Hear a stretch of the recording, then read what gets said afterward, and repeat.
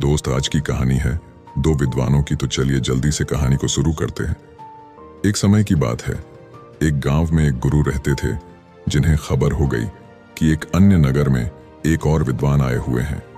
वे अद्भुत ज्ञान के मालिक थे और आगे बढ़ने के लिए सबकी सहायता कर सकते थे। ये खबर सभी को बहुत पसंद आई और सभी लोग उस नगर में उनसे मिलने के लिए जूझने लगे। इन दो विद्वानों की राज्य को पता चलते ही वहां का राजा उनसे बात करने के लिए अपने दरबार में बुला ले आए। राजा ने दोनों विद्वानों से अपने राज्य में ज्ञान का प्रचार करने का आग्रह किया। दोनों विद्वान ने राजा के आह्वान को स्वीकार किया और उन्होंने राजा के सामने आगे जाकर कहा, आपके सामर्थ्य के लिए हमें गर्व महसूस हो रहा है महाराज। हम आपकी सेवा में हमारा सर्वोच्च कर्तव्य मानने के लिए तत्पर हैं।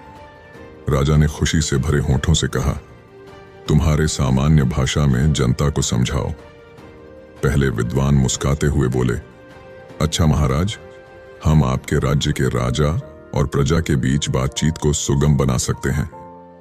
राजा ने आश्चर्यचकित होते हुए कहा, मुझे बिल्कुल आश्चर्य हो रहा है कि तुम कैसे कर सकते हो।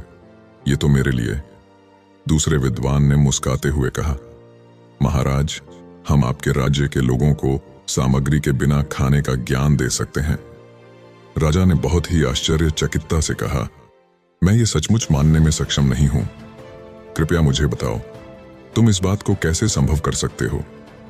पहले विद्वान ने कहा, महाराज, हम विज्ञान का उपयोग करके एक ऐसा उपकरण बना सकते हैं जिससे हम राजा की मर्यादा के साथ बातचीत कर सकते हैं।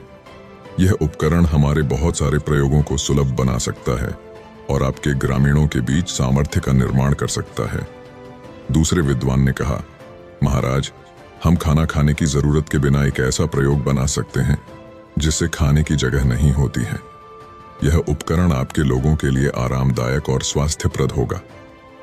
ये सब सुनकर राजा बहुत प्रभावित हो गए और उन्होंने दोनों विद्वानों का स्वागत किया और अपने राज्य में इन उपकरणों का प्रचार कार्य करने के लिए उन्हें सौभाग्य दिया। दोनों विद्वान ने राजा की प्रशंसा करते हुए उनकी सेवा में खुशीपूर्वक काम किया और सभी लोग उन्हें प्रमाणित करते थे। इस कहानी से हमें यह सिखाया जाता है कि समय के साथ ज्ञान विकसित हो रहा है और बहुत से अद्भुत आविष्कार हमारी मदद कर सकते हैं। दो विद्वानों के उदारता, समर्पण और सेवा भाव की मिसाल हमें यह बताती है कि हमें हमारे ज्ञान और कौशल को समाज की सेवा में लगाना चाहिए।